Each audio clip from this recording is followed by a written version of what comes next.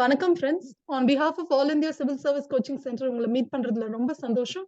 இன்னைக்கு one exciting session on agriculture current affairs. Friends, this is purely current affairs. Prelims question papers analyse பண்ணி பார்த்தீங்கன்னா அக்ரிகல்ச்சர்ல at least 8 questions. It has been totally increasing. இப்போ வந்து பாத்தீங்கன்னா last ஒரு previous 5 years கூட நீங்க எடுத்துக்கிட்டீங்கன்னா ஒரு பல்கா ஒரு 6 to 8 கொஸ்டின்ஸ் வந்து அக்ரிகல்ச்சர்ல இருந்து கேக்குறாங்க. That also from current affairs. இது வந்து எந்த மாதிரி கேக்குறாங்கன்னு நான் வந்து உங்களுக்கு எக்ஸ்பிளைன் பண்றேன்.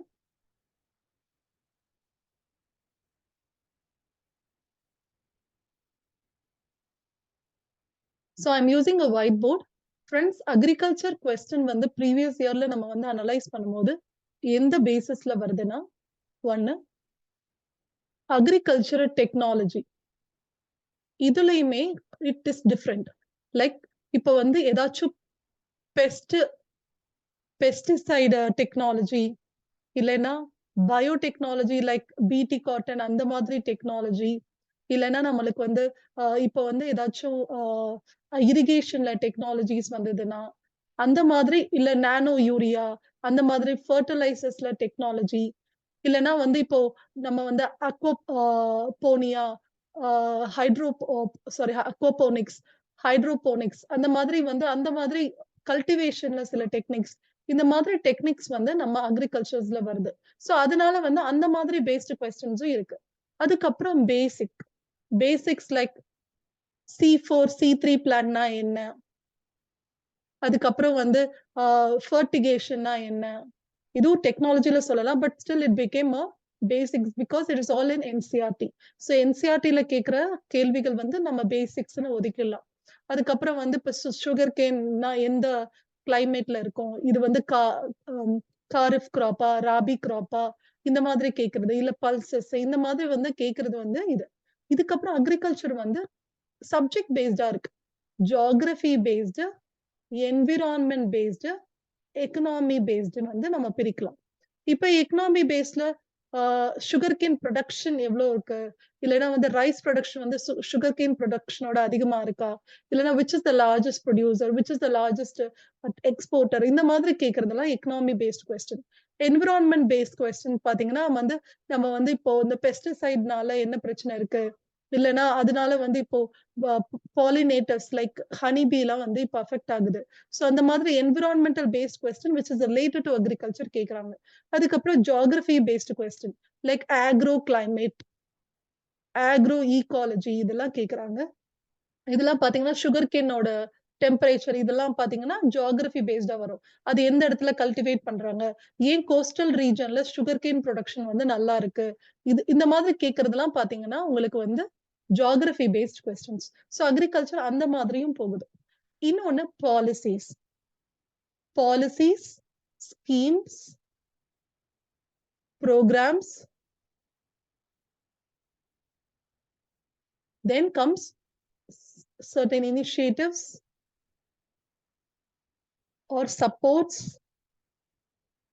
or institutions. Like இது இன்ஸ்டிடியூஷனா நீங்க நேஷனலாவும் சொல்லலாம், இன்டர்நேஷனலாவும் சொல்லலாம்.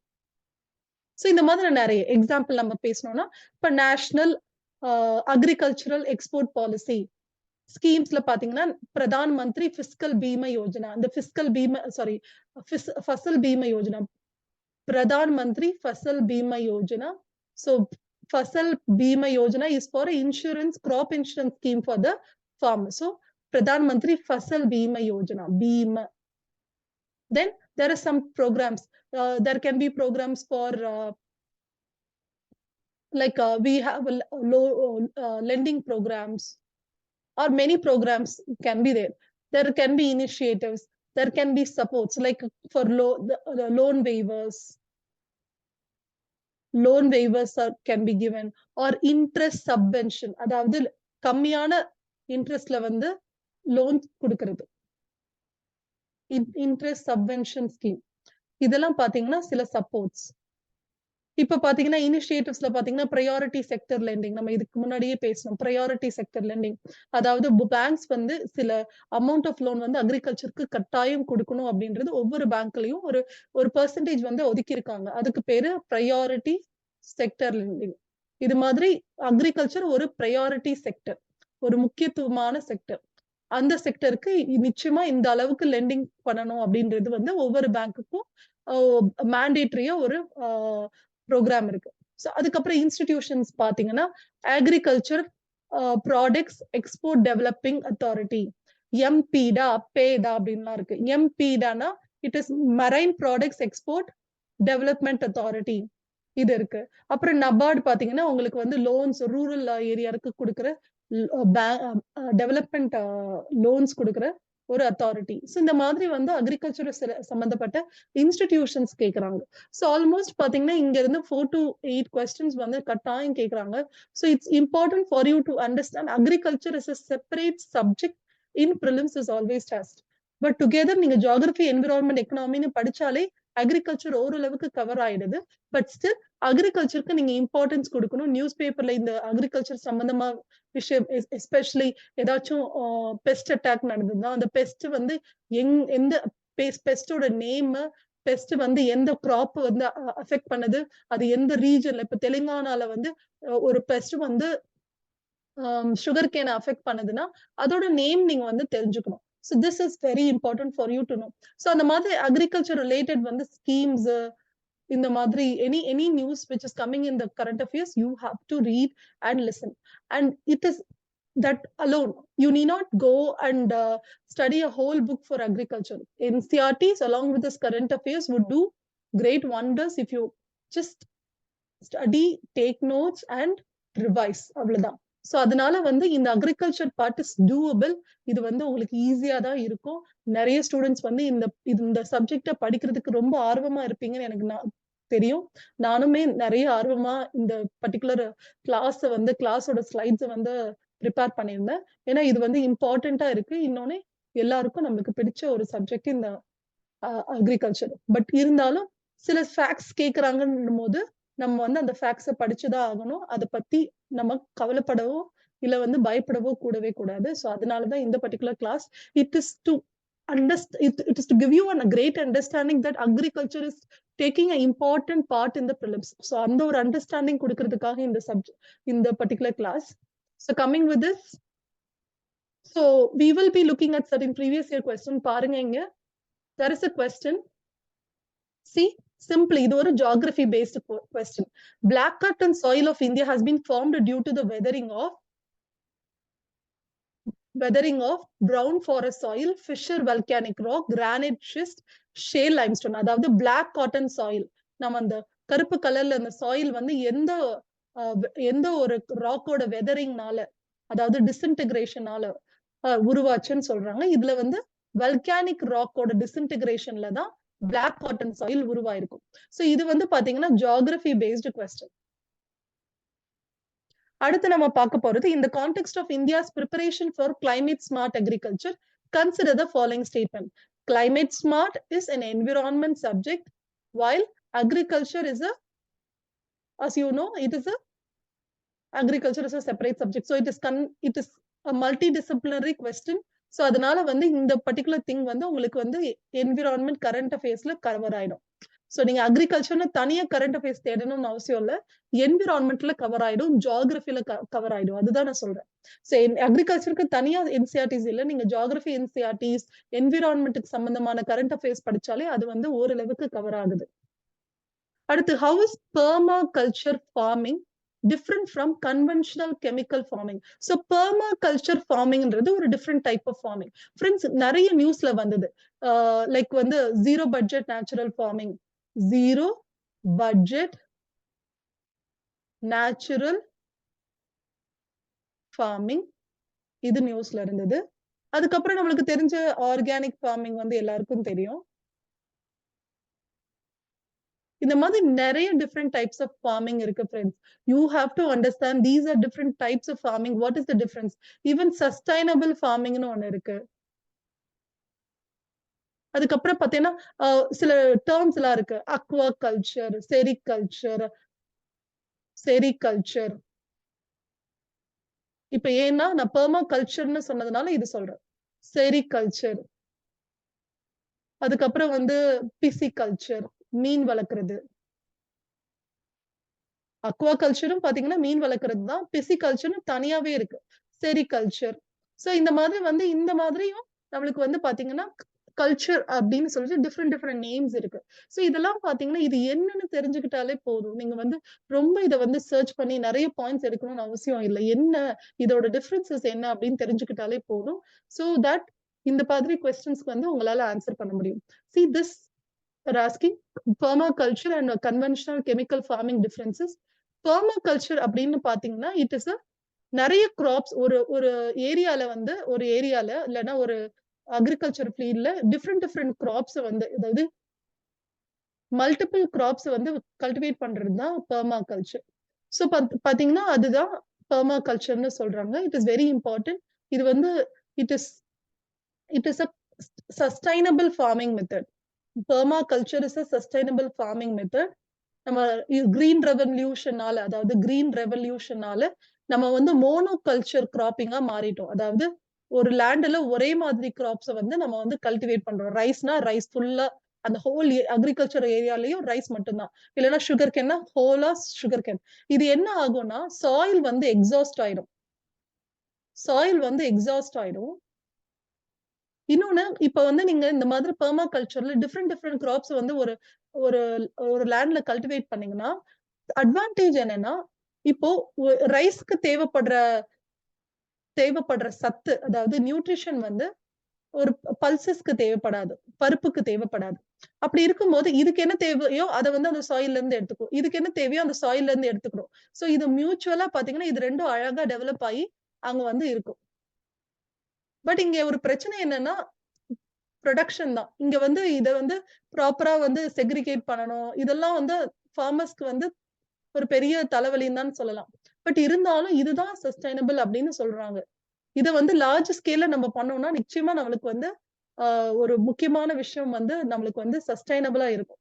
இதுக்கு வந்து ஃபார்மர்ஸ் எல்லாரும் சேர்ந்து இந்த இனிஷியேட்டிவ் எடுத்தாங்கன்னா, எல்லாருக்கும் லார்ஜ் ஸ்கேல்ல பண்ணும்போது, இந்த மாதிரி பெர்மா கல்ச்சர்லாம் வந்து it will be very useful for the sustainable farming and soil exhaust ஆகாது. சாயில் வந்து ரொம்ப அதோட வளமும் அதோட வளம் வந்து எப்பயுமே ரொம்ப நாளைக்கு இருக்கும். ஏன்னா பல்சஸ் பாத்தீங்கன்னா, நீங்க ரைஸோட பல்சஸ் போடும்போதோ, இல்ல ரைஸோட எது போட முடியும்னு தெரிஞ்சுட்டு போடும்போது, பல்சஸ் வந்து பாத்தீங்கன்னா, இட் இஸ் நைட்ரஜன் ஃபிக்ஸிங்ன்னு எல்லாருக்கும் தெரியும். சோ ரைஸ்க்கு நம்ம யூஸ் பண்ற ஃபெர்டிலைசர் வந்து கம்மியாயிடும். ஏன்னா பல்சஸ் கூட இருக்கிறதுனால, ரைஸ்க்கு நம்ம போடுற ஃபெர்டிலைசர் வந்து கம்மி பண்ணிக்கலாம். சோ அந்த மாதிரி நெறைய பெனிஃபிட்ஸ் இருக்கு. நான் டெக்னிக்கலா போகல. ரைஸும் கூட ஏதாச்சும் ஒரு பிளான்ட்டோ இல்ல ஏதாச்சும் வேற விதமான கிராப்ஸ் வந்து கல்டிவேட் பண்ணும்போது, இதுக்கு பேரு தான் பெர்மா கல்ச்சர். இது ரொம்ப சஸ்டைனபிளா இருக்கு அப்படின்னு சொல்றாங்க. சோ அது சம்பந்தமா ஒரு கேள்வி கேட்டிருக்காங்க இந்த ப்ரீவியஸ் இயர்ல. அடுத்து பாருங்களேன். இங்க டெக்னாலஜிஸ் கேட்டிருக்காங்க. போல்கார்ட் 1, போல்கார்ட் 2ன்னா என்ன டெக்னாலஜி அப்படின்னு கேட்டிருக்காங்க. சோ அத பத்தி நம்ம தெரிஞ்சிருக்கணும். அதுக்கப்புறம் இந்த கொஸ்டின்ல பாத்தீங்கன்னா, கன்சிடர் த ஃபாலோயிங் ஸ்டேட்மெண்ட்ஸ் சொல்லிட்டு ட்ரம் ஸ்டிக் அதாவது முருங்கைக்காய் பத்தி கேட்டிருக்காங்க. Is a leguminous evergreen tree? And then they are talking about tamarind tree and they are telling that tamarind is collected as a minor forest produce. So பாத்தீங்கன்னா, இது பாத்தீங்கன்னா tribal அதாவது ஃபாரஸ்ட்டையும், tamarind ட்ரீயும் அவங்க வந்து சேர்த்திருக்காங்க. அதுக்கப்புறம் இது பாத்தீங்கன்னா geography based. So geography, environment and agriculture based in the question. Which of the following is a nitrogen fixing plants? So பாத்தீங்கன்னா, இதுல எது nitrogen fixing plantனா மேக்ஸிமம் இது வந்து பல்சஸ் வெரைட்டி தான் நைட்ரஜன் ஃபிக்ஸிங். அடுத்து பாத்தீங்கன்னா, என்ன கேள்வி கேட்டிருக்காங்க? Consider the following states. Which of the following are the tea producing or how many of the above are tea producing states ன்னு கேட்டிருக்காங்க. So இது geography based question. So tea producing statesனா நம்ம எதுன்னு தெரியும். மோஸ்ட்லி வந்து பாத்தீங்கன்னா, hilly countries, temperate ஆல்மோஸ்ட் வந்து இந்த மாதிரி கண்ட்ரீஸ்லாம் பாத்தீங்கன்னா, டீ ப்ரொடியூசிங் ஸ்டேட்ஸ். சோ அதெல்லாம் பாத்தீங்கன்னா, அத வச்சு நம்ம வந்து ஓரளவுக்கு வந்து இந்த கொஸ்டின்லாம் நம்ம வந்து கண்டுபிடிச்சிடலாம். ஃபிரெண்ட்ஸ் இங்க பாருங்க ஒன்லி 1 ஸ்டேட், 2 ஸ்டேட், 3 ஸ்டேட்ன்ற மாதிரி கேட்கறாங்க. இது வந்து new invention in UPSC. Format of question. இது வந்து இப்ப இந்த மாதிரி ஆப்ஷன்ஸ் வந்து குடுக்க ஆரம்பிச்சுட்டாங்க. So it is really you have to be very careful. Now, coming with the content of this class. Friends, we have some few slides to tell you. First, it will be fact oriented only. I will tell you it is fact only. You have to learn it, by heart it, and just recall again and again so that it is there in your memory always. And also this is based on statistics. So in the particular statistics பாத்தீங்கன்னா 1 year இல்லைன்னா ஒரு 2-3 years தான் இருக்கும். அதுக்கப்புறம் வந்து there can be a revision of these facts. So always you have to update certain NCRT facts and the facts that I'm giving you. If you are attempting 2024 or 2025, these facts should be going for revision or review. So இந்த facts வந்து 2 வருஷத்துக்கு அப்புறமோ இல்ல 3 வருஷத்துக்கு அப்புறமோ நீங்க exam எழுதும்போது நிச்சயமா மாறிடும். So அதனால I request you to review all these and then update your thing.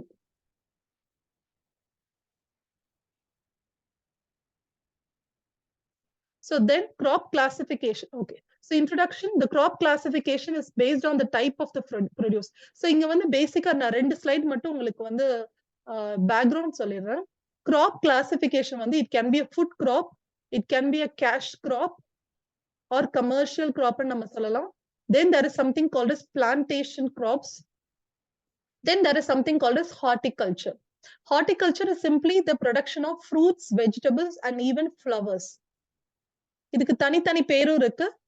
ஃப்ளவர்ஸ்க்கு ஃப்ளோரிகல்ச்சர்னு சொல்லுவாங்க, வெஜிடபிள்ஸ்க்கு வந்து ஒலரிகல்ச்சர்னு சொல்லுவாங்க. ஒலரிகல்ச்சர்னு சொல்லுவாங்க. ஃப்ரூட்ஸ் அண்ட் வெஜிடபிள்ஸ்க்கு ஒலரிகல்ச்சர்னு சொல்லுவாங்க. ஸோ அதை தெரிஞ்சுக்கோங்க. இன்னொன்று பிளான்டேஷன் கிராப்ஸ் வந்து நம்ம காஃபி, கோகனட், ரப்பர், ஸ்பைசஸ் இதெல்லாம் பாத்தீங்கன்னா பிளான்டேஷன் கிராப்ஸ். இது மோஸ்ட்லி இட் இஸ் இந்த ஹில் ஏரியா. இதே வந்து இந்த கேஷ்யூ எல்லாம் பாத்தீங்கன்னா it is in the normal land. Then comes the cash crop. Cash crop, basically the commercial crop like castor oil seeds, jute. Castorனா விளக்கெண்ண எடுப்பாங்களா அந்த ஒரு சீடு. அதுக்கப்புறம் நம்ம ஃபுட் கிராப்ஸ் பாத்தீங்கன்னா சீரியல்ஸ், பல்சஸ் இதெல்லாம் வந்து இது ஃபுட் கிராப்ஸ்ல வந்துரும். Then comes the crop classification based on the growing season. So நம்ம இந்தியால there is a 3 basic season, Kharif, Rabi and Zaid. Kharif வந்து பாத்தீங்கன்னா நீங்க சம்மர் சீசன்ல கல்டிவேட் பண்ணி வின்டர் சீசன்ல வந்து அறுவடை செய்வீங்க. Rabi it is just the உல்டா. வெல் சைட் வந்து பாத்தீங்கன்னா ஷார்ட் டியூரேஷன். நம்ம பாத்தீங்கன்னா இந்த வாட்டர் மெலன், குக்கும்பர், வெஜிடபிள்ஸ் இதெல்லாம் வந்து கல்டிவேட் பண்ற time it is almost in the month of after the winter season. So that is the time this particular Zaid crops are being cultivated. So after harvesting the Rabi crops, that is after after the summer season, that is between April to June. April to June la வந்து இந்த Zaid crops வந்து பண்ணுவாங்க. So Kharif is between June to October, while Rabi is from October to April, and this Zaid is after harvesting the Rabi crops. ஒரு 3 months durationல இந்த மாதிரி crops like cucumbers எல்லாம் வந்து அவங்க வந்து cultivate பண்ணுவாங்க. Then what are the statistics that we have to know? So for the current affairs, for the people who are appearing for this prelims 2023, please do have a look. For the others who are not writing this prelims, do understand this is how you have to learn. You have to take down your notes and you have to understand the statistics that are coming in the news. So அந்த மாதிரி ஒரு பேசிக்ஸ்ல நான் வந்து இந்த particular class எடுத்துறேன். So according to the Ministry of Agriculture and Farmers Welfare, annual report 2020 to 21, agriculture and allied sectors is contributing 18.8%. நம்ம பார்த்தோம்னா GDP கால்குலேஷன்ல ஒவ்வொரு செக்டாரும், அதாவது அக்ரிகல்ச்சர், இண்டஸ்ட்ரீஸ், சர்வீஸ் செக்டர். நம்ம வந்து அக்ரிகல்ச்சர் என்ன செக்டர்னு சொல்லுவோம்? Primary sector. இண்டஸ்ட்ரீஸ் செகண்டரி செக்டர்னு சொல்லுவோம். சர்வீசஸ் வந்து டெர்ஷரி செக்டர்னு சொல்லுவோம். ஈவன் குவாட்டர்னரி செக்டர், குவினரி செக்டர்லாம் இருக்கு. சோ அதெல்லாம் நீங்க என்னன்னு பாத்துக்கோங்க. அக்ரிகல்ச்சர் செக்டரோட கான்ட்ரிபியூஷன் ஃபார் த ஜிடிபி என்னன்னா almost 18.8%. It is almost hovering between 15% to 18% or 19% சொல்லலாமா? இது இந்த பெர்சன்டேஜ்ல தான் agriculture contribution to the total GDP இருக்கு. இதே இண்டஸ்ட்ரீஸ் பாத்தீங்கன்னா ஆல்மோஸ்ட் வந்து 20 to 25% ஜிடிபி இருக்கு. இதே சர்வீசஸ் பாத்தீங்கன்னா 55ல இருந்து 65% ஜிடிபி இருக்கு. சோ இதுதான் இவங்களோட contribution to the total GDP. So பாத்தீங்கன்னா almost ஒரு 20% தான் அக்ரிகல்ச்சர் வந்து கான்ட்ரிபியூட் பண்ணிருக்கு லெஸ் தேன் 20%. இப்ப ரீசெண்டா பாத்தீங்கன்னா இந்த கேள்விகள்லாம் எப்படி கேட்கலாம், how the questions can be, agriculture contribution is lesser than 20% அப்படின்னு மாதிரி கேட்கலாம். Is agriculture contribution is always lesser than 20%. இது ரெண்டு ஸ்டேட்மெண்ட்டுக்கு ரொம்ப டிஃபரன்ஸ் இருக்கு. Agriculture sector contribution is less than 20% is always less than 20%.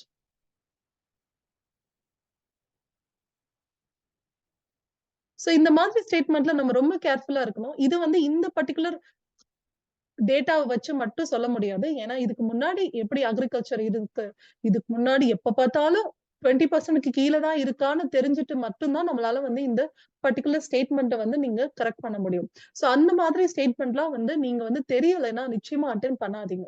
So அந்த மாதிரி ஒரு விஷயத்தை தான் நான் இங்க சொல்லணும்னு விரும்புறேன். Because for people who are giving this thing you have to be very careful in such statements. ஏன்னா understanding the statements is very important when you're cracking this. Because ma'am வந்து இந்த மாதிரி 18.8% சொன்னாங்க. அப்பனா ஆமால less than 20% தானே அப்படின்னு சொல்லிட்டு அப்படியே கரெக்ட் பண்ண முடியாது. அங்க ஒரு வார்த்தை இருக்கு, always less than அப்படின்ற ஒரு வார்த்தை இருக்கு. அப்போ வந்து நமக்கு ரொம்ப கேர்ஃபுல்லா இருக்கணும். இல்லைன்னா the agriculture sector has been declining or continuously declining அந்த மாதிரி வார்த்தை, or continuously declining in their GDP contribution அப்படின்னு கேக்குறாங்கன்னு வச்சுக்கோங்க. Is it continuously declining? No. There is a up and down thing. So இந்த மாதிரி வார்த்தைகளும் ஸ்டேட்மெண்ட்ல வந்ததுன்னா ரொம்ப கேர்ஃபுல்லா இருக்கணும் ஃப்ரெண்ட்ஸ். இதெல்லாம் நீங்க வந்து பிராக்டிஸ் பண்ணும்போது தான் உங்களுக்கு தெரியும். சோ இந்த பர்ட்டிகுலர் மெசேஜ் தான் இந்த பர்ட்டிகுலர் கிளாஸ்ல நான் கொடுக்குற மெசேஜஸ். மேம் இன்னைக்கு நான் மெசேஜே கொடுக்கல அப்படின்னு கேட்கலாம். So this is the message. Read the statement very carefully. Prelims-ஓட question வந்து ரொம்ப ரொம்ப கேர்ஃபுல்லா இருக்கணும். You have to read in between lines. Read in between lines. You should mark such words, continuously declining, always less than. இந்த மாதிரி or they can ask agriculture contribution. Agriculture is the only largest sector, or agriculture is the only largest employer of the country, only largest employer of the country and of India. அப்படின்னா அக்ரிகல்ச்சர்ல தான் நிறைய பேரு employment கிடைக்குது அப்படின்னு அர்த்தம் இல்ல, அக்ரிகல்ச்சர்ல மட்டும்தான். which is you have to be very careful again. So this is how the question can be very tricky, where you have to be very careful. According to the Ministry of Agriculture and Farmers annual report, in the annual report is very important for you to know, friends. In the annual report la da nammaloda prelims always question கேக்குறாங்க. So annual report வந்து நீங்க வந்து அந்த year நீங்க எந்த year நீங்க exam எழுதுறீங்களோ அப்ப வந்து just go through பண்ணுங்க. அது வந்து almost ஒரு 3 to 4 pages தான் ரொம்ப இம்பார்ட்டண்டா இருக்கும். அதுலயுமே நீங்க வந்து ஸ்டாட்டிஸ்டிக்ஸ் வந்து எக்ஸாக்ட் நம்பர் பார்க்கணும்னு அவசியம் இல்லை. அதாவது 18.8% அப்படின்னு தெளிவா தெரியணும்னு அவசியம் இல்லை. இப்ப சுகர் கேன் ப்ரொடக்ஷன் ஓகே ஒரு 300 மில்லியன் டன்ஸ் கிட்ட இருக்கு. ரைஸ் ப்ரொடக்ஷன் இப்படி இருக்கு. சோ ரைஸ் ப்ரொடக்ஷன் இன்க்ரீஸ் ஆகுது.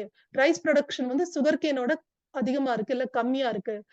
அந்த மாதிரி ஒரு அனாலிசிஸ் தான் உங்களுக்கு வந்து ஆனுவல் ரிப்போர்ட்ல இருந்து தெரியணும். சோ இதுதான் நீங்க வந்து இப்போ வந்து நீங்க தெரிஞ்சுக்க வேண்டிய விஷயம்.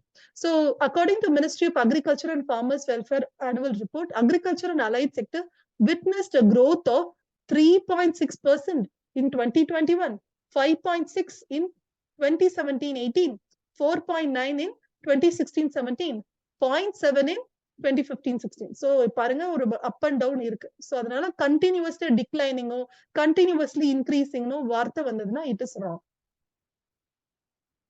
During the year 2021, the horticulture production has outstripped the crop production. அதாவது horticulture production வந்து crop production ஓட அதிகமா இருக்கு. அதாவது fruits, vegetables, pulses.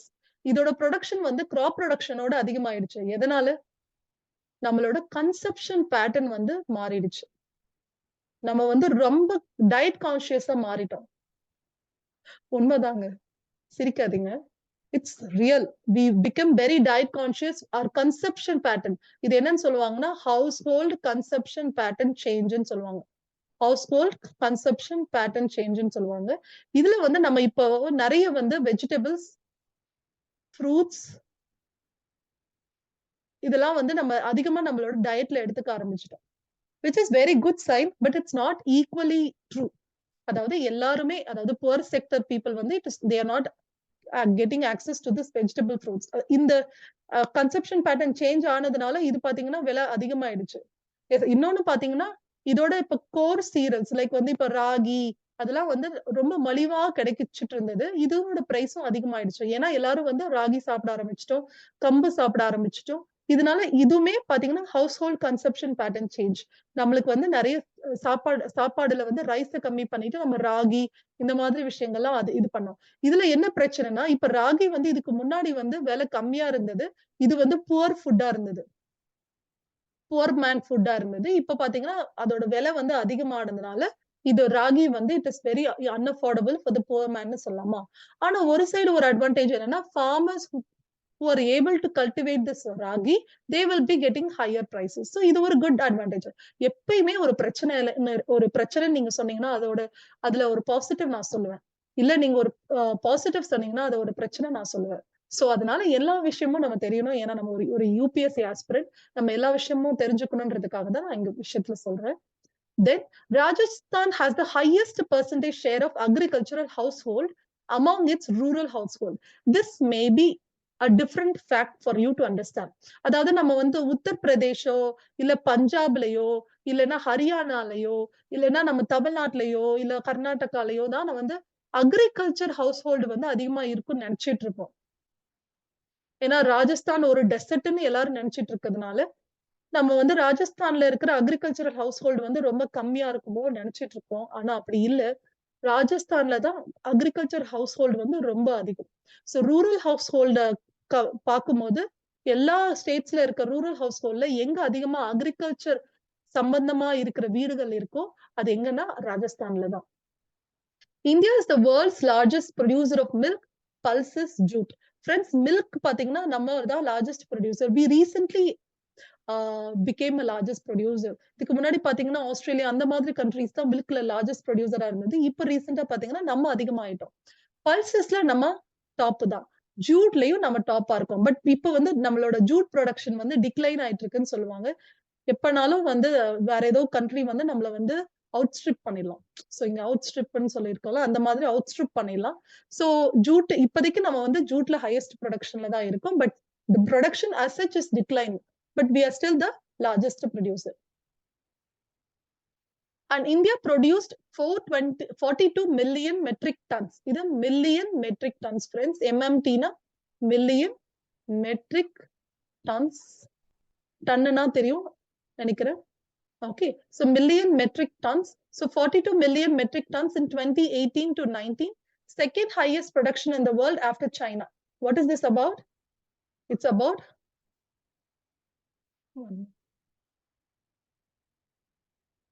about rice. Yeah.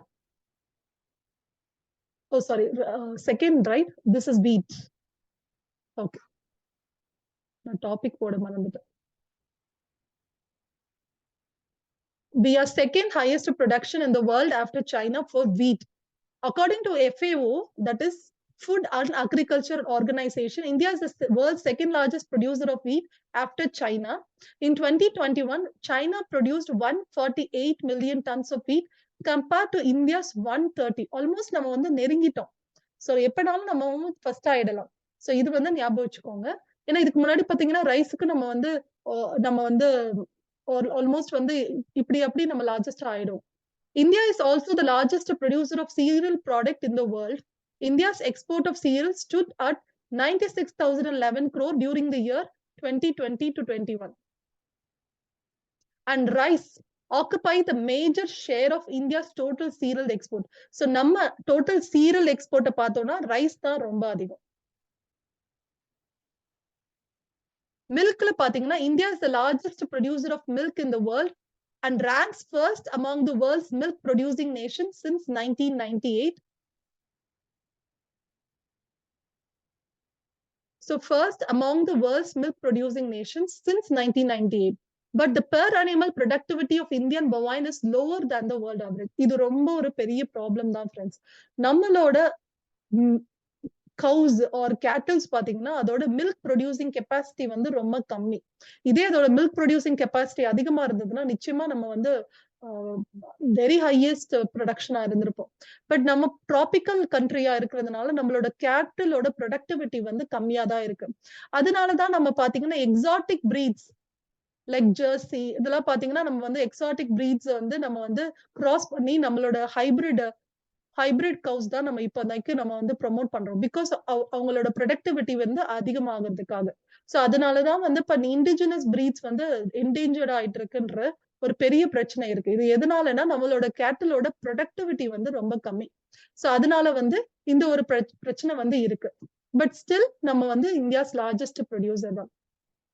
During 20 to 21, the per person milk availability in India is 427 grams per day, which is higher than the world's estimated average consumption, which is 229 grams per day. So India's largest producer னு சொல்லியிருக்கோம். ஆனாலும் நம்மளோட per person milk availability பார்த்தோம்னா நம்ம வந்து we are இதுக்கு முன்னாடி பாத்தீங்கன்னா அதாவது இப்போ நான் வந்து as a person வந்து நான் வந்து ஒரு 4 டம்ளர் ஒரு நாளைக்கு பால் குடிக்கிறேன்னு வச்சுக்கோங்க. சோ 4 டம்ளர் பால் குடிக்கிறேன். So I am drinking 4 tumblers of milk. So இத வந்து நான் வந்து ஒரு 500 கிராம்ஸ் ஆஃப் மில்க் அப்படின்னு எடுத்துக்கிட்டேன்னா இந்த மாதிரி வேர்ல்டு லெவல்ல everybody is drinking say they are taking 3 tumblers of milk. So India is taking or consuming larger amount of milk. So per person பாத்தீங்கன்னா per person is consuming or per person availability வந்து அதிகமா தான் இருக்கு world லெவல்ல. But இது வந்து இதுக்கு முன்னாடி கம்மியா இருந்தது. இப்போ வந்து இது இன்க்ரீஸ் ஆயிடுச்சு. So per person availability of the milk is higher than the world அப்படின்றது ஞாபகம் வச்சுக்கோங்க. Then these are the different types of varieties. Friends, there can be a question or they can ask you like a tabular column மாதிரி இல்லைன்னா ஒரு variety the state ஒரு variety ஒரு state ஒரு variety ஒரு ஸ்டேட்னு கேட்கலாம். இப்ப பாத்தீங்கன்னா கிர் இஸ் இன் குஜராத். இது எல்லாருக்கும் தெரியும். கிர் அப்படின்னாலே குஜராத்னு தெரியும். அந்த மாதிரி பர்கூர் அப்படின்னா ஈரோடு நம்ம தமிழ்நாடுல இருக்கிறது. அதுக்கப்புறம் பாத்தீங்கன்னா இங்க வந்து கசரகோட் அப்படின்னா கேரளா, காங்கிரேஜ் ராஜஸ்தான்ல, காங்கேயம் திருப்பூர் நம்ம தமிழ்நாட்டுல, அதுக்கப்புறம் வந்து Nagori this is in Rajasthan, Ongole it is in Prakasam, and red sindhi it is in Bikaner, and then vechur it is in Kottayam. So வந்து ஓரளவுக்கு உங்களால ஞாபகம் வச்சுக்கிற விஷயங்கள்லாம் இங்க வந்து ஞாபகம் வச்சுக்கோங்க. So variety is very important because இப்போ வந்து இண்டிஜினஸ் பாப்புலேஷன் பத்தி நிறைய அவேர்னஸ் இல்லைன்னா நியூஸ்ல வர்றதுனால இந்த varieties of different cattles may become important and they may ask you to match between the states. அதாவது அந்த கேட்டல் வெரைட்டியை கொடுத்து அந்த ஸ்டேட்ஸ் கொடுத்து அதை மேட்ச் பண்றது கூட கேட்கலாம். தென் சுகர் கேன். இப்ப சுகர் கேன் வந்து பாத்தீங்கன்னா உங்களுக்கு இம்பார்ட்டன்டான தெரிஞ்சுக்க வேண்டிய விஷயம் வந்து என்னன்னா சுகர் கேன்ல வந்து நம்ம வந்து we are having one of the largest producer, but still we are saying that sugarcane is very water intensive. It is very water intensive. What I mean by water intensive is that sugarcane வந்து ரொம்ப தண்ணி குடிக்கும். அதை cultivate பண்ணி அதை வந்து process பண்ணி அது வந்து இது எக்ஸ்போர்ட் பண்றதுக்கோ இல்ல வந்து அந்த ப்ரொடக்ஷனுக்கு வந்து நிறைய வாட்டர் வந்து கன்சியூம் ஆகும். So it's a water intensive crop. Like rice is also water intensive crop, sugar cane is also water intensive crops. So அதனால வந்து நிறைய ஸ்டேட்ல லைக் எக்ஸாம்பிள் மகாராஷ்டிரா பாத்தீங்கன்னா தண்ணி பஞ்சம் வர ஆரம்பிச்சது. அதனால சுகர் கேன் வந்து அங்க வந்து ஸ்டாப் பண்ணணும், சுகர் கேனுக்கு பதிலா நம்ம வந்து ஹார்டிகல்ச்சர் வந்து ப்ரொடியூஸ் பண்ண ஆரம்பிக்கணும் அப்படின்னு சொல்ல ஆரம்பிச்சாங்க. பட் வந்து சுகர் கேன்ல இருந்து நிறைய ஃபார்மர்ஸ் வந்து மாறுறதுக்கு வந்து ரொம்ப யோசிச்சாங்க. ஏன்னா சுகர் கேன் வந்து அவங்க பாரம்பரியமா கல்டிவேட் பண்ற ஒரு ப்ராடக்ட் ஒரு கிராப். சோ அதுல இருந்து மாறுறதுக்கு வந்து ரொம்ப யோசிச்சாங்க. அதுக்காக ஒரு initiative which is called as Sustainable Sugarcane Initiative, simply called as SSI. இதே மாதிரி ரைஸுக்கு பாத்தீங்கன்னா சிஸ்டம் ஆஃப் ரைஸ் இன்டென்சிபிகேஷன் SRI அப்படின்னு ஒரு இனிஷியேட்டிவ் இருக்கு. இது பாத்தீங்கன்னா SSI, சஸ்டைனபிள் சுகர்கேன் இனிஷியேட்டிவ். அதாவது சஸ்டைனபிள் இது எப்படி சஸ்டைனபிளா இருக்கு அப்படின்னா இதோட இன்புட் வந்து நம்ம கம்மியா கொடுத்தாலே போதும். லைக் வாட்டர் இன்புட் நீங்க கம்மியா கொடுத்தாலே இந்த சுகர் கேனால இது வளர முடியும். அதுதான் இந்த சுகர் கேனோட important thing. So it is mainly by changing the way of inputs and methods are used. It involves less use of seed, less use of water, optimum utilization of fertilizers and land. So இதுதான் இந்த sustainable sugar cane இனிஷியேட்டிவோட important விஷயம். So sugar cane வந்து ஒரு water intensive கிராப்னு தெரிஞ்சுக்கோங்க. அது தெரிஞ்சுட்டு இந்த particular initiative எதனால வந்ததுன்னு நம்மளுக்கு புரிஞ்சிடும். And the drip irrigation can be effective, practiced very effectively in this. Friends, I understand what is drip irrigation. So if you are not knowing it, there are different irrigation techniques, especially something called as micro irrigation. இப்போ காலங்காலமா நம்ம பண்ணது வந்து macro irrigation. என்ன macro irrigation மேம்னு கேட்டீங்கன்னா, it can be canal irrigation or well or tubewell use irrigation. So இந்த மாதிரி இரிகேஷன் வந்து வித்தியாசமான டைப்ஸ்ல இருந்தது. சோ இது பாத்தீங்கன்னா லார்ஜ் கேனல் சிஸ்டம், வாய்க்கால் கட்டி ஒரு தண்ணிய வந்து பாய்ச்சுவாங்க. So this is called as macro irrigation. What about micro irrigation? Example sprinkler irrigation. இப்போ என்னோட காலேஜ்ல எல்லாம் நீங்க நிறைய இடத்துல பார்த்திருப்பீங்க. சில பார்க்ல எல்லாம் பாத்தீங்கன்னா ஒரு சிஸ்டம்ல வந்து ஸ்பிரிங்கிள் ஆகும் தண்ணி. சோ அந்த பாத்தீங்கன்னா ஸ்பிரிங்க்லர் இரிகேஷன். ட்ரிப் இரிகேஷன்னா பாத்தீங்கன்னா என்னோட ஊர்ல எல்லாம் யூஸ் பண்றாங்க. இப்போ ஒரு பைப்ல வந்து ஒவ்வொரு ட்ரீஸ்க்கும் ஒரு கனெக்ஷன் கொடுத்திருப்பாங்க. அந்த ட்ரீஸ்ல மட்டும் தான் அந்த தண்ணி போய் விழுகும். சோ இந்த மாதிரி ட்ரிப் இரிகேஷன் அதோட ரூட்டுக்கு போய் அந்த தண்ணி வந்து பாய்ச்சறது தான் ட்ரிப் இரிகேஷன். சோ இதெல்லாம் பாத்தீங்கன்னா வாட்டர் எஃபிஷியன்சியை வந்து இன்க்ரீஸ் பண்றதுக்காக irrigation. So that water loss வந்து கம்மியாகும், வாட்டர் வந்து வேஸ்ட் ஆகுறது கம்மியாகும். வாட்டர் வந்து ரொம்ப அதிகமா நம்ம யூஸ் பண்ணனா அதே மாதிரி ஃபெர்டிலைசரும் அதிகமா யூஸ் பண்ணணும். ஏன்னா வாட்டர்ல வந்து கரைஞ்ச சில ஃபெர்டிலைசர்ஸ் வேஸ்ட் ஆயிடும். அதனால நம்ம ஃபெர்டிலைசர்ஸ் அதிகப்படியா யூஸ் பண்ணுவோம். சோ அப்படி இல்லாம மைக்ரோ இரிகேஷன் நீங்க பண்ணும் போதோ இல்ல ஃபெர்டிகேஷன், மைக்ரோ இரிகேஷனோட ஃபெர்டிகேஷன் அதாவது ஃபெர்டிலைசரோட இரிகேஷன் பண்ணும்போது நம்மளுக்கு வந்து இது வந்து ஒரு எஃபிஷியன்ட்டா ஃபெர்டிலைசரும் கம்மியா யூஸ் பண்ணலாம், வாட்டரையும் நம்ம கம்மியா யூஸ் பண்றதுக்கு யூஸ்ஃபுல்லா இருக்கும். சோ அதனால இந்த சஸ்டைனபிள் சுகர் கேன் இனிஷியேட்டிவ்ல நம்ம லெஸ் யூஸ் ஆஃப் சீடும் லெஸ் யூஸ் ஆஃப் வாட்டரும் எது மூலமா யூஸ் பண்றோம்னா இந்த ட்ரிப் இரிகேஷன் மூலமா யூஸ் பண்றோம். அதுக்கப்புறம் ஃபெர்டிலைசர்ஸ்ல என்னென்ன ஃபெர்டிலைசர்ஸ் வந்து நம்ம ஒரு செடிக்கு வந்து இம்பார்ட்டன்ட்னா nitrogen, phosphorus and potash. This is K stands for potash, friends. P stands for phosphor. N stands for nitrogen. அதாவது நம்ம யூரியா அப்படின்னு சொல்றோம்ல அந்த ப்ராடக்ட். சோ இது வந்து basic component of the fertilisers. So ஃபெர்டிலைசர்ல இந்த காம்பனன்ட் தான் இருக்கும். இது இந்த நைட்ரஜன் காம்பனன்ட் வந்து நம்ம யூரியான்னு சொல்லிட்டு ஃபெர்டிலைசர் கொடுக்கறோம்ல அதுதான்.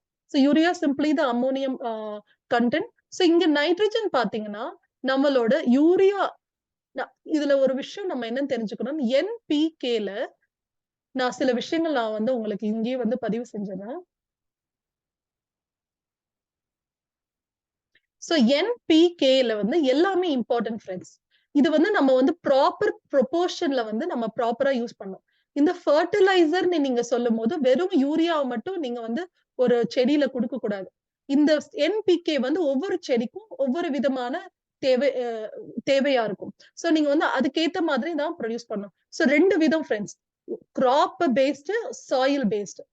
இப்போ பிளாக் சாயில்ல இல்லைன்னா லேட்ரைட் சாயில்ல இல்லைன்னா அலுவியல் சாயில்ல பாத்தீங்கன்னா அலுவியல் சாயில் இந்த மாதிரி சாயில்ல பாத்தீங்கன்னா இந்த என்பிகே வந்து டிஃப்ரெண்ட் ப்ரொபோர்ஷன்ல இருக்கும். 20% N இருக்கும், 30% எப்பி இருக்கும், இல்ல 50% கே இருக்கும். இந்த மாதிரி வந்து இதோட ப்ரொபோர்ஷன் வந்து டிஃப்ரெண்டா இருக்கும்.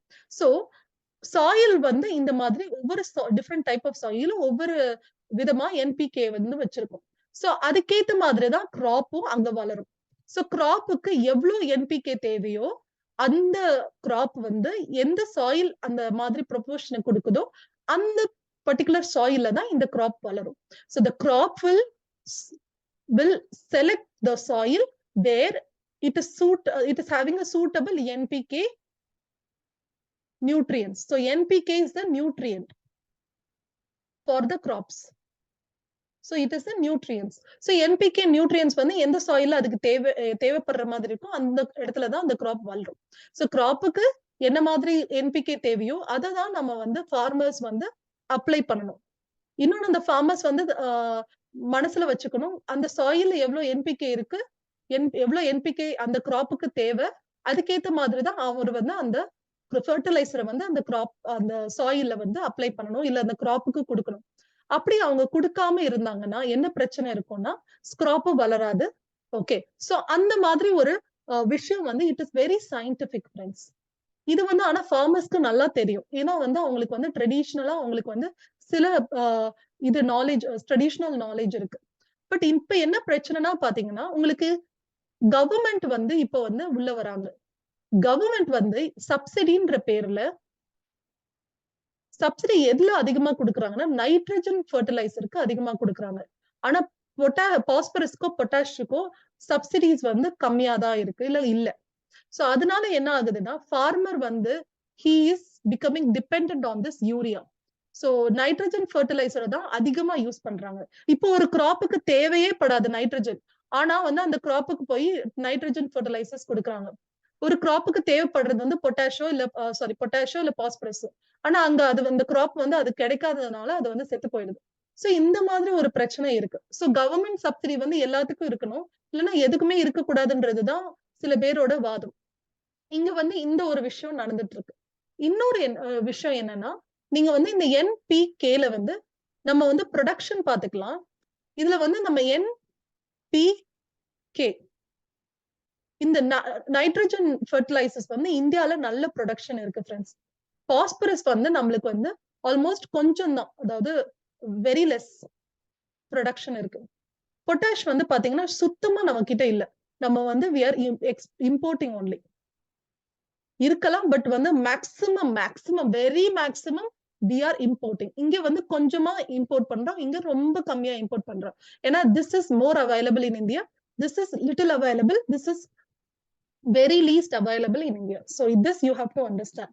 So அதனால கவர்மெண்ட் சப்சிடி அதனால தான் இதுல குடுக்குறாங்கன்றது ஒரு முக்கியமான விஷயம் தான். பட் இருந்தாலும் ஃபார்மர்ஸ் வந்து இது அதிகமா யூஸ் பண்ணும்போது கிராப்போட ப்ரொடக்டிவிட்டி வந்து கம்மியாயிடும். So this you have to understand.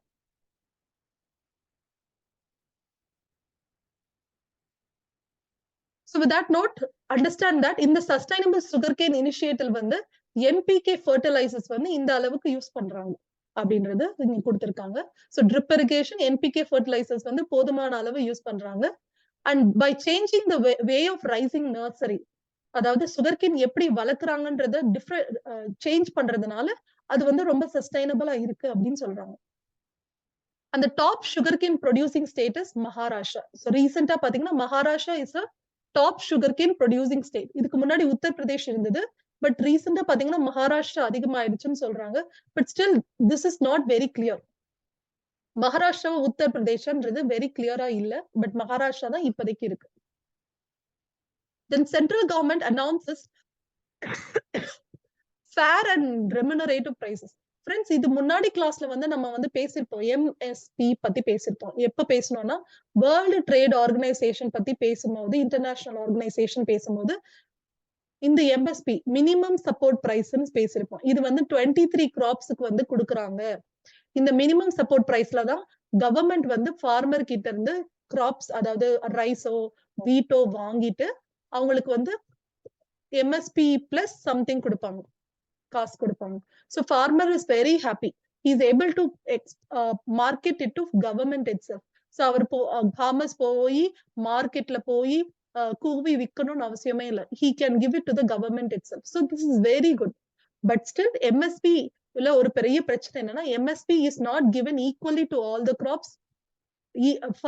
MSP வந்து 6% of farmers தான் ரீச்சே பண்ணுது அப்படின்னு சொல்றாங்க. So இதெல்லாம் வந்து நம்ம அப்புறம் பேசலாம்.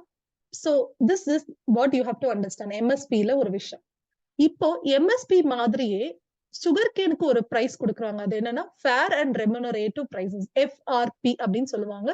இதுவுமே commission for agriculture cost and prices. இந்த ஒரு கமிஷன் தான் டிட்டர்மைன் பண்ணுவாங்க, அதாவது சஜஸ்ட் பண்ணுவாங்க. அதை அப்ரூவ் பண்றது யாருன்னா cabinet committee on economic affairs. இதோட சேர் யாருன்னா prime minister. So this FRP and MSP will be suggested by CACP or determined, or it will be recommended by CACP, and this will be announced by the CCEA. So this is what you have to understand. And FRP is based on the Rangarajan Committee report on reorganizing the sugarcane industry. And state governmentல இப்ப இது வந்து FRP வந்து central government announce பண்றது. இதே state government announce பண்றது வந்து it is state advised prices. This is announced by the government of key sugarcane producing states like Maharashtra, Uttar Pradesh. And SAP is generally higher than the FRP. And India is the largest producer of sugarcane in the world. So this is very important for you to understand. So it's the largest producer of sugarcane in the world. And it has surpassed Brazil in the sugarcane production in the current sugar season. இந்த சீசன்ல மட்டும்தான் யூஸ்வலா Brazil தான் அதிகமா இருக்கும். But இந்த 2021-22ல India has surpassed Brazil. So India is now the largest producer, maybe not next year. And this you have to understand. Usually it is the Brazil. So in the particular yearல தான் இருக்கு. So இந்த particular year அவங்க சொன்னாங்கன்னா okay, இல்லைன்னா நம்ம second largest producer தான். But இங்க பாருங்க, India is the second largest exporter. So Brazil is the largest exporter. India is the second largest exporter. India is the India is the world's largest producer, while Brazil is the second largest producer. And India, apart from meeting its requirement for domestic consumption, has also consistently exported sugar. So consistently, நம்ம வந்து சுகரை வந்து export பண்ணிட்டு இருக்கோம். So அதனால வந்து it is helping in reducing the fiscal deficit. So நம்மளோட production வந்து நல்லாவே இருக்கிறதுனால we are consistently exporting sugar. So this you have to understand. Then comes the pulses. India is the largest producer, consumer and importer of pulses. Friends, pulsesல நிறைய இருக்கு. Black gram, green gram, தூர் தால், உராத் தால், இப்படி நிறைய இருக்கு. But டோட்டலா நம்ம எடுத்துக்கிட்டோம்னா we are the largest producer, consumer and importer of the pulses. And pulses account for around 20% of the area. நம்ம ஏரியா வைஸ் நம்ம பாத்தீங்கன்னா லார்ஜஸ்ட் பாத்தீங்கன்னா ரைஸ், 20% பாத்தீங்கன்னா pulses போடுறாங்க. And contribute around 7 to 10% of the food grain production. So productionல பாத்தீங்கன்னா நம்ம வந்து 7 to 10% வந்து pulses இருக்கு. And pulses are grown both in Kharif and Rabi seasons. இப்ப பாத்தீங்கன்னா groundnut வந்து Rabi seasonலயோ, Kharifல பாத்தீங்கன்னா மிச்ச grams எல்லாம் வந்து பாத்தீங்கன்னா Kharif seasonல போடுறாங்க. So this you have to understand. But Rabi pulses, அதாவது winter seasonல cultivate பண்ற pulses தான் அதிகமான production, 60% of the production of the total production.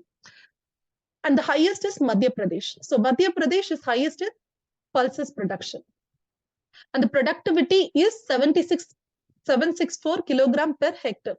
Friends, production is different, productivity is different. Production வந்து எவ்வளோ, அதாவது 1 கிலோகிராமா 2 கிலோகிராமா இந்த ஏரியால எவ்வளவு ப்ரொடியூஸ் பண்றது. ஒரு இதே வந்து பை ஏரியா பாத்தீங்கன்னா அதுதான் productivity. Okay, so production is different, productivity is different. Productivity will tell you how efficient or how good the yield is. Green gram is the dominant pulse, friends. So green gram தான் நம்ம அதிகமா வந்து produce பண்ணிட்டு இருக்கோம், with a share of around 40%, followed by தூர், அதாவது சாம்பார் பருப்பு. சாம்பார் பருப்பு is being 15 to 20%, and urad பாத்தீங்கன்னா and moong dal is around 8 to 10%. Then the area under rice cultivation is the highest, நம்ம ஏற்கனவே பேசிட்டோம். And the area of cotton cultivation is more than that of sugarcane. So cotton cultivation use பண்ற area வந்து it is more than the sugarcane production. And the annual area under jowar is 14.53 lakh hectares, while the oil seed area is 27 million hectares. So பாத்தீங்கன்னா வந்து oil seed வந்து ரொம்ப அதிகமா இருக்கு.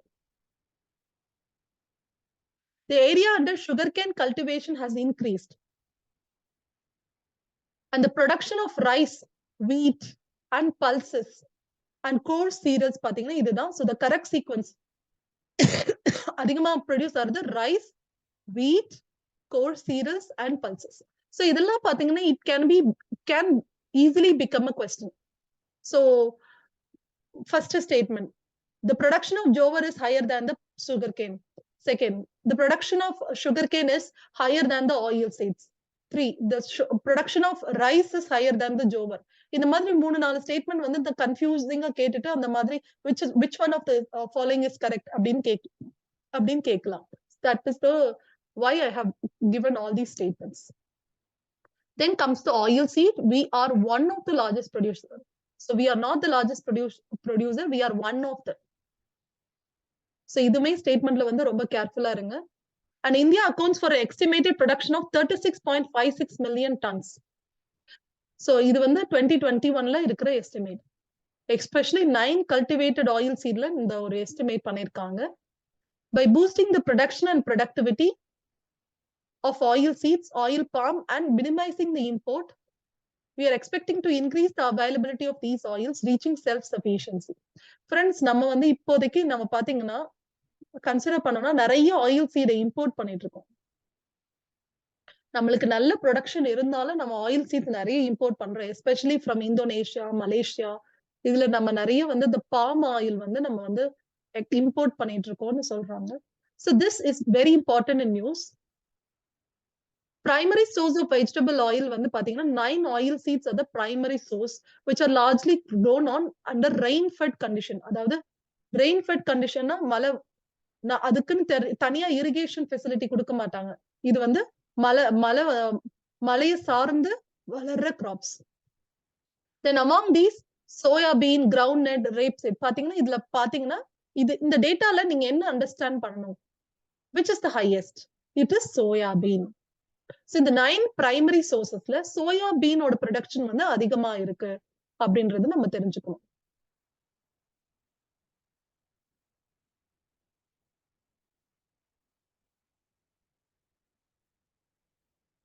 So வந்து as graph oil சீடா பாத்தீங்கன்னா soybean.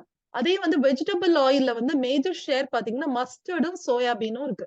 So வந்து அதிகமா நம்ம என்னென்ன ஆயில் யூஸ் பண்றோம்னா mustard oil, soybean oil and groundnut oil வந்து நம்ம யூஸ் பண்றோம்.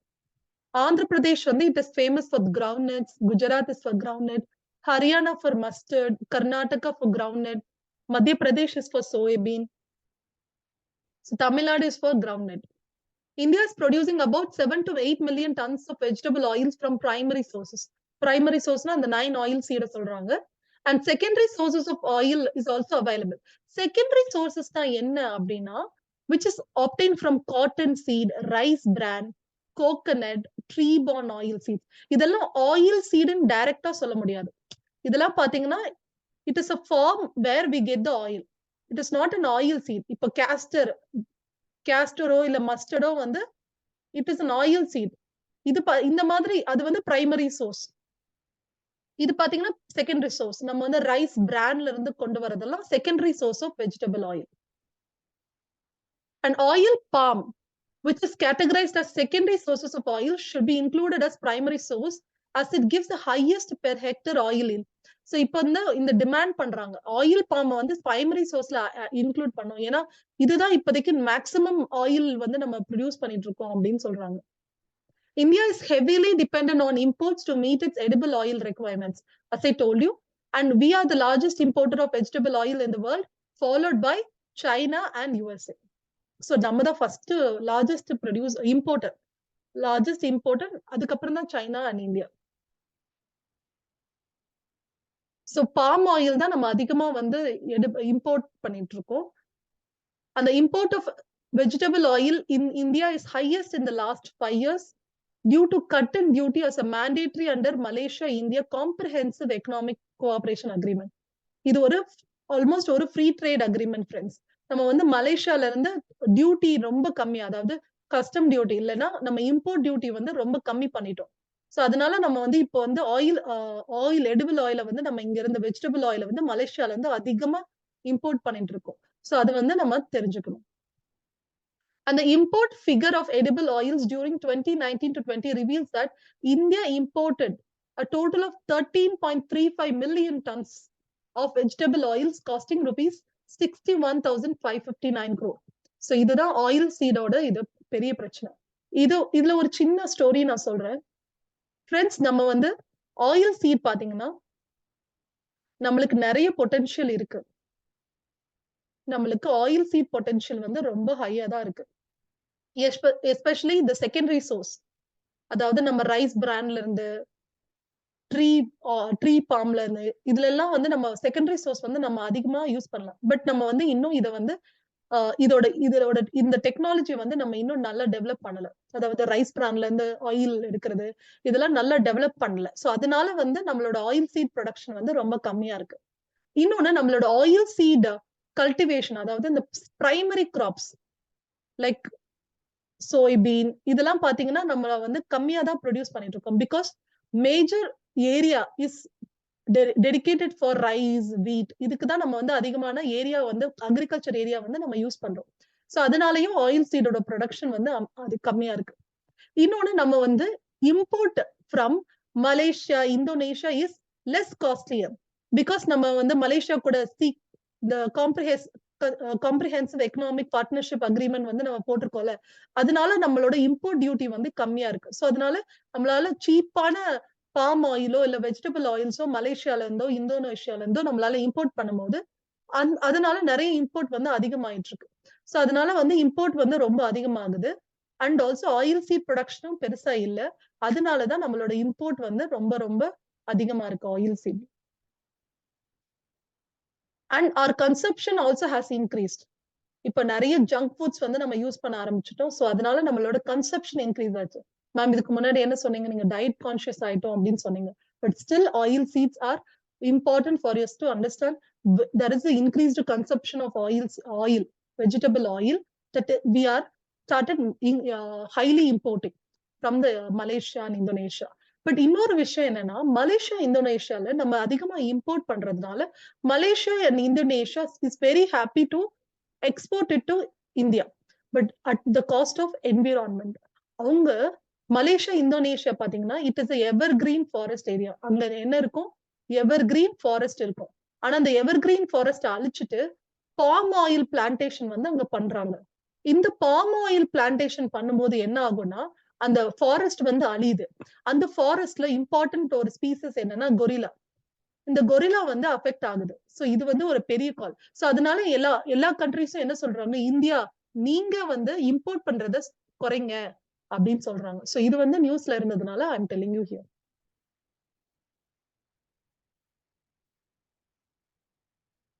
The per capita consumption is around 19 kilogram per person per annum.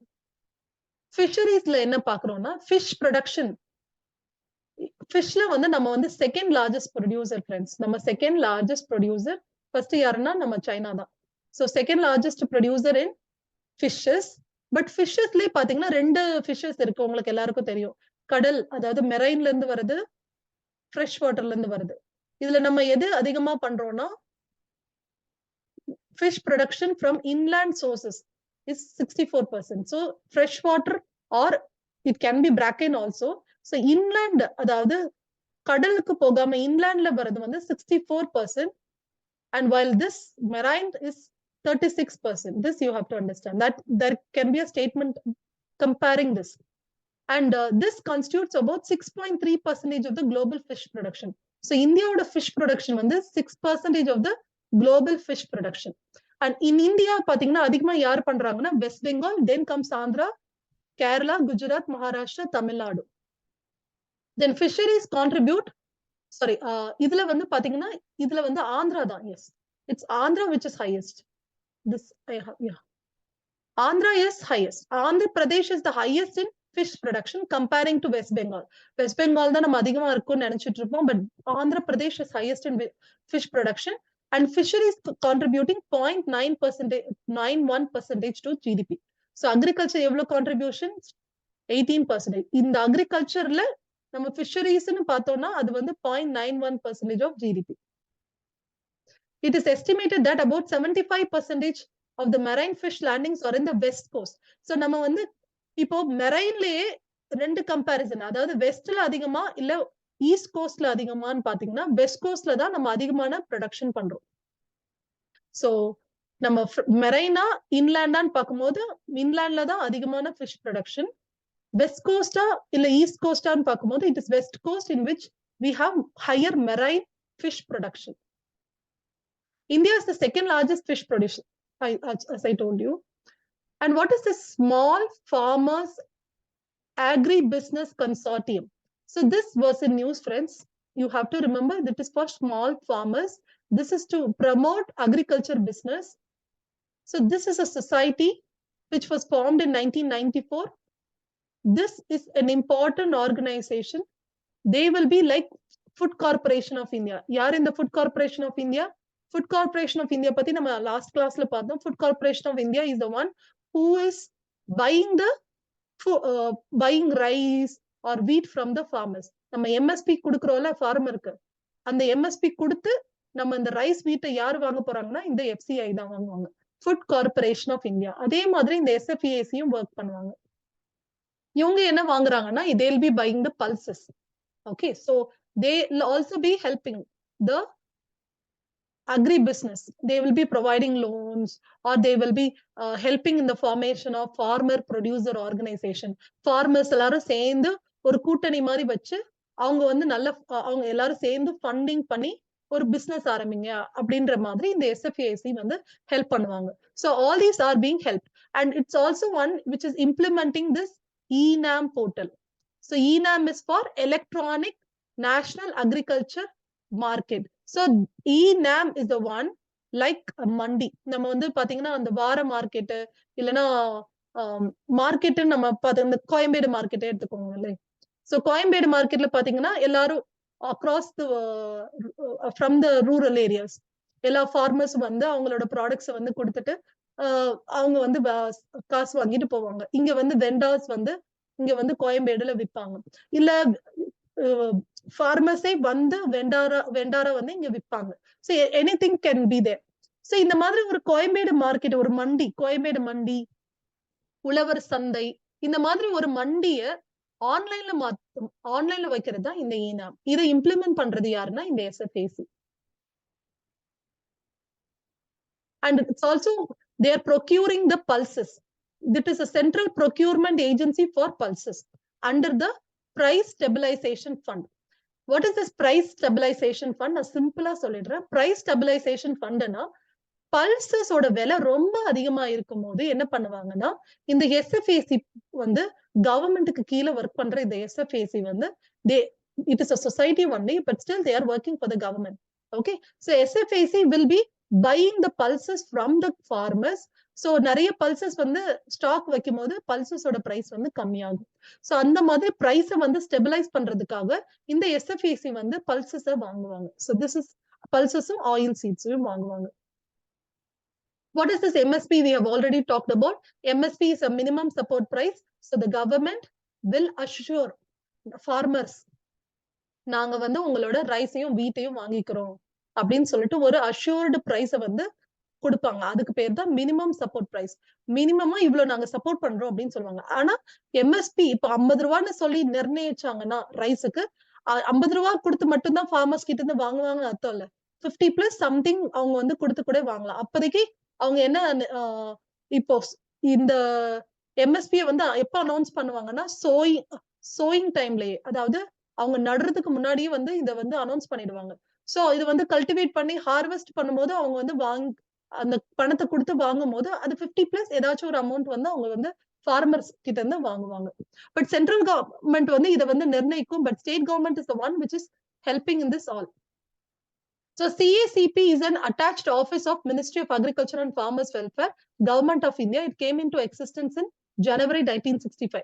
So in the CACP தான் இந்த MSP வந்து என்ன கொடுக்கலாம் அப்படின்னு சொல்லிட்டு இது டிட்டர்மைன் பண்ணிட்டு ரெக்கமெண்ட் பண்ணும், அட்வைஸ் பண்ணும். யாருக்கு அட்வைஸ் பண்ணும்? CCEA-க்கு அட்வைஸ் பண்ணும். ஸோ CCCEA வந்து அப்புறம் அப்ரூவ் பண்ணி ஓகே கவர்மெண்ட் நீங்க வந்து இதை வந்து இதுல வாங்கலாம் அப்படின்னு சொல்லிட்டு சொல்லும். As of now, CACP recommends MSP of 23 commodities. இன்னொன்னு சுகர் கேனுக்கு. இந்த சுகர் கேனுக்கு என்ன பிரைஸ்? FRP பிரைஸ் வந்து இந்த CACP வந்து ரெக்கமெண்ட் பண்ணும். இந்த MSP-ல யார் இந்த 23 commoditiesல யாரெல்லாம் இருக்காங்கன்னா 7 cereals, 5 pulses, 7 oil seeds and 4 commercial crops. So friends, remember they are giving MSP for commercial crops also. They're giving MSP for oil seeds and pulses also, not just for paddy or wheat. Paddy means rice. They're not just giving MSP for paddy and wheat, but in reality, MSP வந்து பேடிக்கும் வீட்டுக்கும் மட்டும்தான் போய் சேருது. But வந்து இன் theory MSP வந்து எல்லாத்துக்கும் கொடுக்குறாங்க. ஆனா எல்லாமே இல்ல, 23 commoditiesக்கு கொடுக்குறாங்க. MSPs are announced at the beginning of the sowing season. So sowing seasonக்கு முன்னாடியே வந்து அனௌன்ஸ் பண்ணிடுறாங்க. இதை யார் ரெக்கமெண்ட் பண்றாங்கன்னா நம்ம CACEP.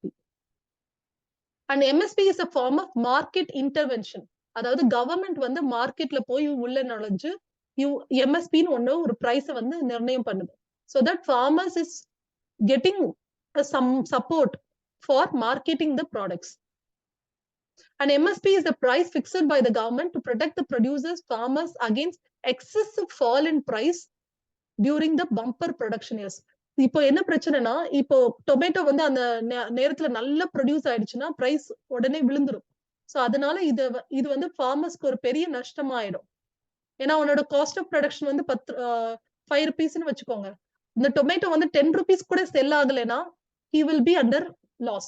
So in order to protect farmers from price fall and also to protect the consumers, okay, this we will see. This MSP is basically to protect the farmers from the price fall. இப்ப நிறைய நியூஸ்ல பார்த்திருப்போம், tomato வந்து அப்படியே தெருவுல கொட்டிட்டு farmers வந்து protest பண்ணுவாங்க. ஏன்னா அப்ப வந்து என்னன்னா பிரைஸ் வந்து ரொம்ப சரிஞ்சிருக்கும், அவங்களுக்கு எந்த ப்ராஃபிட்டும் இல்லைன்னு சொல்லிட்டு இந்த மாதிரி ஒரு ப்ரொடெஸ்ட் பண்ணுவாங்க. டொமேட்டோஸ் இது ரோட்ல இது பண்றது, பாலை வந்து ரோட்ல ஊத்துறது, இந்த மாதிரி ப்ரொடெஸ்டிங் வந்து பண்றாங்க. இது எதனாலன்னா இந்த price ஃபால்னால. And the major objective is to support the farmers from distress sales and to procure food grains for public distribution. இன்னொரு விஷயம் என்னன்னா, to procure food grains for public distribution. இங்கதான் நம்ம கன்சியூமர் வராங்க. Poor consumer who are in below poverty line or some people above poverty line. So these people through National Food Security Act, இவங்களுக்கு food security கொடுக்கறதுக்காக இந்த ரைஸை வந்து farmer கிட்ட இருந்து நல்ல ஒரு விலைக்கு வாங்கிட்டு இந்த கன்சியூமர்ஸுக்கு குறைஞ்ச விலைக்கு கொடுக்கறது தான் இந்த பர்டிகுலர் MSPயோட important motive. In case of market price for the commodity falls below the announced minimum price due to bumper production and glut in the market, government agencies purchase the entire quantity offered by the farmers at the announced minimum price. அதாவது minimum பிரைஸோட market price வந்து இப்போ எப்ப பார்த்தாலும் government வந்து MSPக்கு வாங்காத friends, ஒரு குறிப்பிட்ட amount தான் MSPல இருந்து வாங்குவாங்க. ஏன்னா அவங்களோட ரேஷன் ஷாப்புக்கு எவ்வளவு வேணுமோ, அதாவது கவர்மெண்டோட ரேஷன் ஷாப்ஸ்ல எவ்வளவு வேணுமோ, இல்ல நேஷனல் ஃபுட் செக்யூரிட்டி ஆக்ட்ல அந்த வருஷத்துக்கு எவ்வளவு பாப்புலேஷனுக்கு எவ்வளவு வேணுமோ அந்த அமௌண்ட்டை தான் வந்து ரைஸோ வீட்டோ வந்து ஃபார்மர்ஸ் கிட்ட இருந்து வாங்குவாங்க. அப்போ வந்து இன்னொரு பிரச்சனை, அதாவது மார்க்கெட்ல ரைஸோட பிரைஸோ இல்ல டொமேட்டோட பிரைஸோ ரொம்ப கம்மி ஆயிடுச்சுன்னா ஃபார்மர்ஸ்க்கு வந்து ஃபுல் MSPயும் கொடுத்து அந்த டோட்டலா எல்லா டொமேட்டோவையும் கவர்மெண்ட் வாங்கிடும். ஏன்னா ரொம்ப பிரைஸ் ஃபால் ஆகும்போது ஃபார்மர்ஸால மார்க்கெட்ல விற்க முடியாது. ஃபார்மர்ஸ் அதனால வந்து MSPயோட மார்க்கெட் பிரைஸ் வந்து ரொம்ப கம்மி ஆயிடுச்சுன்னா என்ன ஆகும், ஃபார்மர்ஸால ஒண்ணுமே பண்ண முடியாது. ஏன்னா எல்லாத்தையும் ஃபார்மர்ஸால கவர்மெண்ட்டுக்கு கொடுக்க முடியாது. சோ அப்படி இருக்கும்போது கவர்மெண்ட் எல்லாத்தையும் ஃபார்மர்ஸ் கிட்ட இருந்து வாங்கிடும். சோ இதுதான் இங்க சொல்லியிருக்காங்க. Then comes the livestock census. பாத்தீங்கன்னா உங்களுக்கு every 5 years it will happen. It started in 1919. இப்போ நம்ம 20th livestock censusல இருக்கோம். Livestock census is a complete count of the livestock and poultryயும் இதுல included. And similar to population census, primary workers will be engaged to undertake house-to-house enumeration. And they will be ascertaining the number, sex, age of that particular livestock. இப்ப கேட்டலோ, கோட்டோ, ஷீப்போ, pico, எந்த livestock நம்ம வந்து வீட்ல வளர்க்குறோமோ அந்த livestockோட census வந்து அவங்க எடுத்துக்குவாங்க. It is happening in both rural and urban areas. This you have to be very careful, friends. Urban areasல இல்லன்னு நினைச்சிட கூடாது. It is happening in both rural and urban areas. It is conducted by the Ministry of Fisheries, Animal Husbandry and Dairying, not Ministry of Agriculture. Okay. And in participation with all state governments and union territory administrations. And India, the farming community uses the mixed crop livestock farming. இப்போ mostly பாத்தீங்கன்னா எல்லா agricultural வீட்லயும், அதாவது ஃபார்மரோட வீட்லயும் பாத்தீங்கன்னா அவங்க graph கல்டிவேஷனும் பண்ணுவாங்க, life ஸ்டாக்கும் வச்சிருப்பாங்க. அதாவது ஏதாச்சும் ஒண்ணு இருக்கும், கவ்வு, கோட்டு இல்லைன்னா கோழி ஏதாச்சும் ஒண்ணு இருக்கும். அந்த livestock production provides increased stability. அதாவது இப்போ வந்து அன்னைக்கு கிராப் ப்ரொடக்ஷன் வந்து ரொம்ப கம்மியானாலும் அவங்க பவுல்ட்ரி மூலமாவோ இல்லைன்னா அவங்களோட கேட்டல் மூலமாவோ அவங்களுக்கு மில்க் ப்ரொடக்ஷன், இது மூலம் அவங்களுக்கு வந்து இன்கம் சப்போர்ட் வந்து அதிகமா இருக்கும்.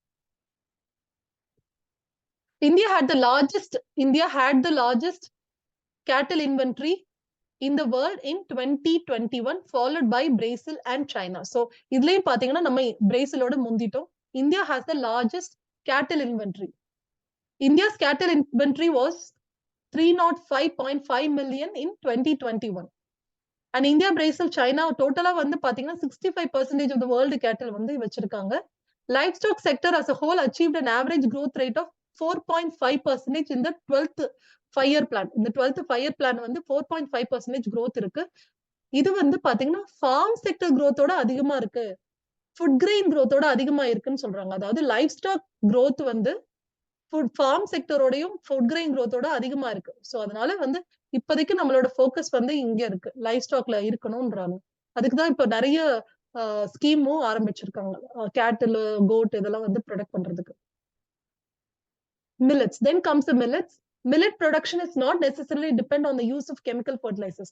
So millet இந்த 2023ல பாத்தீங்கன்னா நம்ம இன்டர்நேஷனல் இயர் ஆஃப் மில்லட்ஸ் வந்து செலிப்ரேட் பண்றோம். So millets is very very important for the prelims. It will be there for 2 years. Millets வந்து இம்பார்ட்டன்டா பிரிலிம்ஸ்க்கு வரதுக்கு 2-3 வருஷத்துக்கு பாசிபிலிட்டி அதிகமாவே இருக்கு.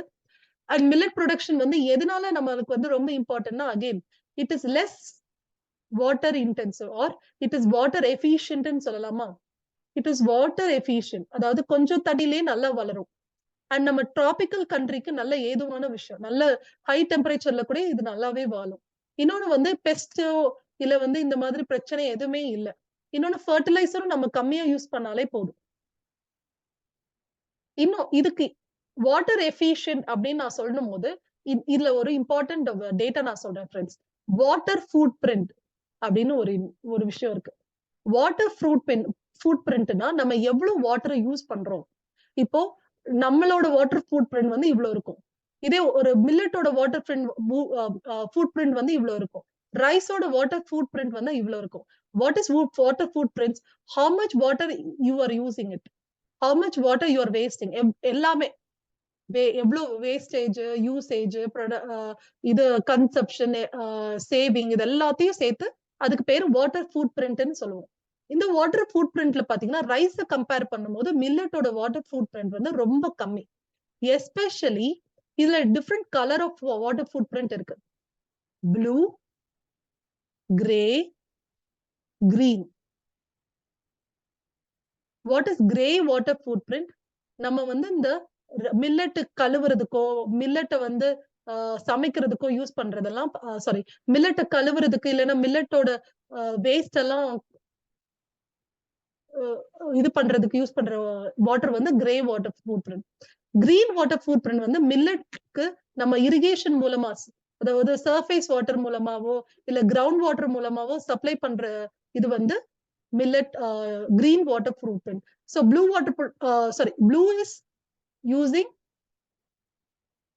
the rain, இதெல்லாம் வந்து அந்த வாட்டர் ஃபுட் பிரிண்ட். சோ இந்த மாதிரி வந்து different types of food print இருக்கு ஸ்டூடண்ட்ஸ். இதுக்கு வந்து தனியா நான் சொல்றேன். பட் வாட்டர் ஃபுட் பிரிண்ட் வந்து மில்லட்ஸ்க்கு வந்து ரொம்ப கம்மி. That you have to understand.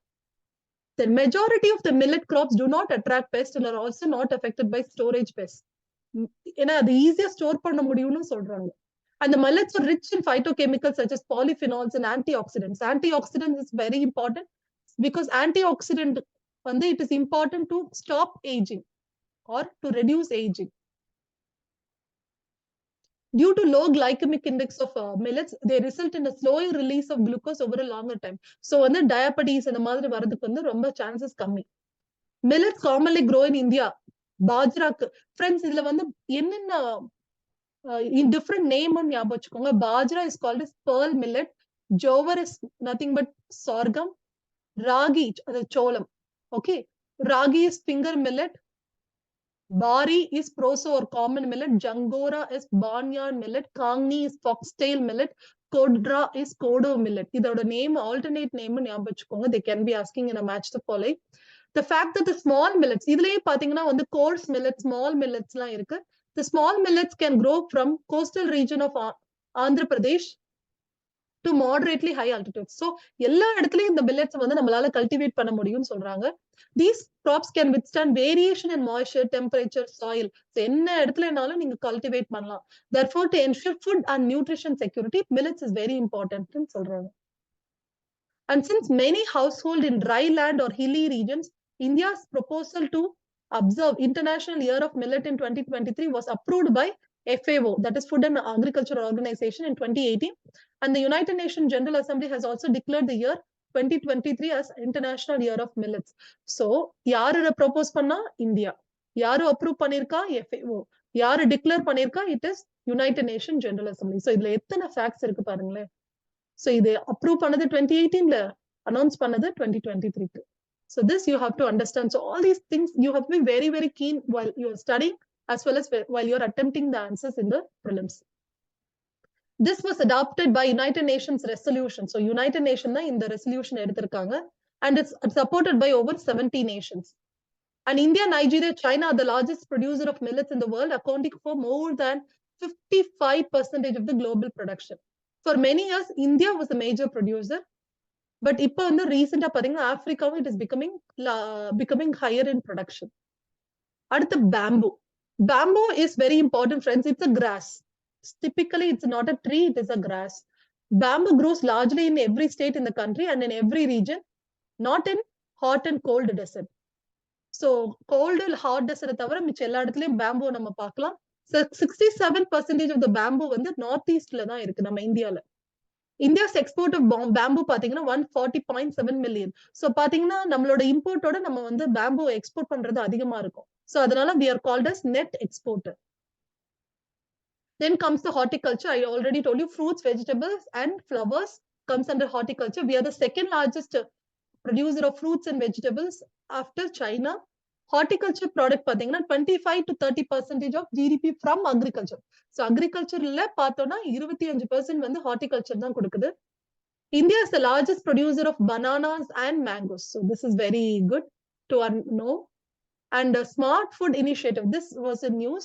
Smart Food Initiative was founded by the ICRISAT, that is International Crops Research Institute for the Semi-Arid Tropics. It's a research institute for the semi-arid tropical region and aims to build food system where the food is good for you, good for the planet and good for the smallholder farmer. So basically smart food மாறணும் அப்படின்னு சொல்றாங்க. Smart foodனா basically millets அதிகமா, sorghum அதாவது சோளம் அதிகமா, இதெல்லாம் வந்து ஆல்டர்னேட்டா, அதாவது நம்ம வந்து millet noodles இல்லைன்னா millet pasta இந்த மாதிரி வந்து ஸ்மார்ட்டா அண்ட் ஆல்சோ ஹெல்த்தியரா வந்து நம்ம ஆல்டர்னேட்டா நம்ம யோசிக்கணும். ஸோ தெர் இஸ் ராகி பைட்ஸ்ன்னு சொல்லிட்டு இப்போ ராகி பிஸ்கெட்ஸ் இதெல்லாம் வந்து it is almost very smart initiatives. So ragi biscuit, ragi noodles, கம்பு நூடுல்ஸ் இதெல்லாம் பாத்தீங்கன்னா it's a smart food that it can be easily cooked. It is instant food, but it's also healthy. And ensuring the smallholder farmers and rural communities in Asia and Africa benefit by providing on-farm support connecting farmers to value chains. Value chain is what, friends? Value chain na என்னன்னா, இப்போ ஒரு farmer வந்து நான் இங்க ஒரு cattle வச்சிருக்கேன்னு வச்சுக்கோங்க. நான் ஒரு cattle வச்சிருக்கேன், நான் milk produce பண்றேன் cattle வச்சு. பட் இப்போ வந்து நான் வந்து அதை வந்து ஷிப் ப்ராடக்ட வந்து நான் வந்து விற்கணும். இந்த மில்க நான் அது வந்து வித்தேன்னா எனக்கு வந்து ஒரு 1/2 லிட்டருக்கு 30 ரூபாய் கிடைக்குதோ இல்ல ஒரு 20 ரூபாய் கிடைக்கலாம். பட் இதை வந்து நான் சீஸாவோ இல்ல பட்டராவோ யோகட்டாவோ கீயாவோ இப்படி ஏதாச்சும் வேல்யூ ஆட் பண்ணனா, இந்த பால வேல்யூ ஆட் பண்ணனா, the tremendous amount of money that I get if I'm buying cheese, the same half a liter milk, if it costs 30, it will cost around 300 rupees or ரொம்ப அதிகமா சொல்லணும்னா 100 rupees னே வச்சுக்கோங்களேன். So cheese மாத்தினீங்கன்னா the 100 rupees, that is called as value chain. This is value chain. This is value addition. So value chain னா இப்ப வந்து நம்ம வந்து இந்த கேட்டில வந்தீங்க பாத்தீங்கன்னா நான் மில்க வந்து அப்படியே இது மார்க்கெட்ல விக்காம மில்க வந்து நான் வந்து சீஸ் ஃபுட் ப்ராசஸிங் கம்பெனிக்கு, அதாவது ஃபுட் ப்ராசஸிங் இண்டஸ்ட்ரீஸ்க்கு நான் கொடுத்தேன்னா அவங்க சீஸா மாத்துவாங்க. அதுல இருந்து அவங்க வந்து அதை ப்ரொடியூஸ் பண்ணும்போது I am getting more benefit. அந்த மில்க் இஸ் ஆல்சோ மில்க் பாத்தீங்கன்னா ரொம்ப ஷெல்ஃப் லைஃப் ரொம்ப கம்மி. ஷெல்ஃப் லைஃப் அதாவது அதை வந்து அதோட லைஃப் ரொம்ப கம்மி. ஒரு ஹாஃப் டே இருக்குமா, அப்படியே ஹாஃப் டேக்கு நீங்க ரெஃப்ரிஜரேட் பண்ணலைன்னா it will go waste. So அந்த மாதிரி இல்லாம சீஸா மாத்தினீங்கன்னா ஷெல்ஃப் லைஃப் வந்து கொஞ்சம் அதிகமாகும். ஸோ அந்த யோகட்டா மாத்தீங்கன்னா இல்லைன்னா கேர்டா மாத்தினீங்கன்னா அதோட ஷெல்ஃப் லைஃப் வந்து அதிகமாகும். ஸோ அந்த மாதிரி வேல்யூ அடிஷன் வந்து நீங்க பண்றீங்க. ஸோ இந்த வேல்யூ செயின் யாருன்னா farmer, he is sending it to food processing industry, he is then sending it to retail shops who is packing it, then they are sending it to the consumer. This is called as value chain. இந்த value செயின்ல வந்து நம்ம supply செயினும் சொல்லலாம்.